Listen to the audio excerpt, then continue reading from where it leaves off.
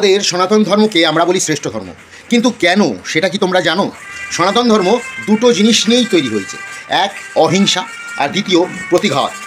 অর্থাৎ প্রত্যেকটা ধর্মই যে কোনো একটা জিনিস নিয়ে তৈরি হয়েছে। যেরকম খ্রিস্টান ধর্ম অহিংসা নিয়ে তৈরি হয়েছে। যীশুখ্রিস্টকে পেরেক দিয়ে গাচ্ছে, আর যীশুখ্রিস্ট বলছে ওরা অবোধ, ওদের ক্ষমা করে দাও। আর সেরকমই ইহুদি বা মুসলিম ধর্ম তৈরি হয়েছে প্রতিঘাত অর্থাৎ প্রতিবাদ নিয়ে। অর্থাৎ তারা হিংসার রাস্তা নিয়েছে। তাদের সব জায়গায় পাওয়া যায় যে যুদ্ধ, অর্থাৎ অন্যায় বেড়ে গেলে অন্যায়কে প্রতিহত করার জন্য প্রতিঘাত করো।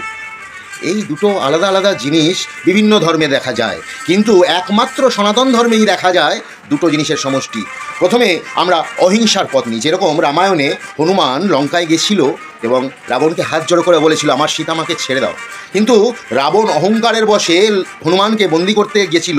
তাতে কি হয়েছিল, যখন অন্যায় মাথাচাড়া দিয়ে তোমাকে আঘাত করতে চাইবে তখন তুমি প্রতিঘাত করো। এটাই আমাদের ধর্ম বলছে। হনুমান সমস্ত লঙ্কাকে জ্বালিয়ে তছনছ করে দিয়ে চলে এসেছিল।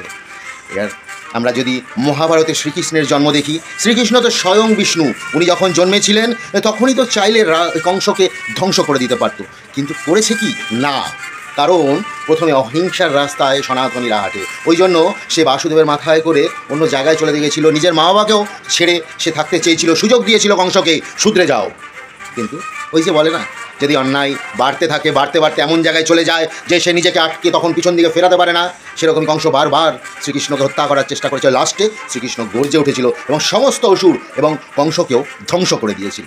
আমাদের সনাতনীদের এটা জানতে হবে, আমাদের সনাতন থেকেই দুটো ধর্মের সৃষ্টি।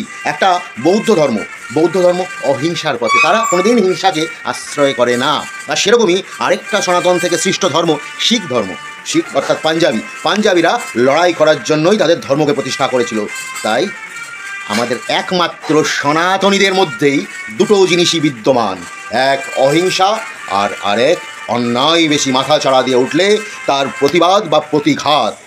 তাই নাকি? রাধে রাধে।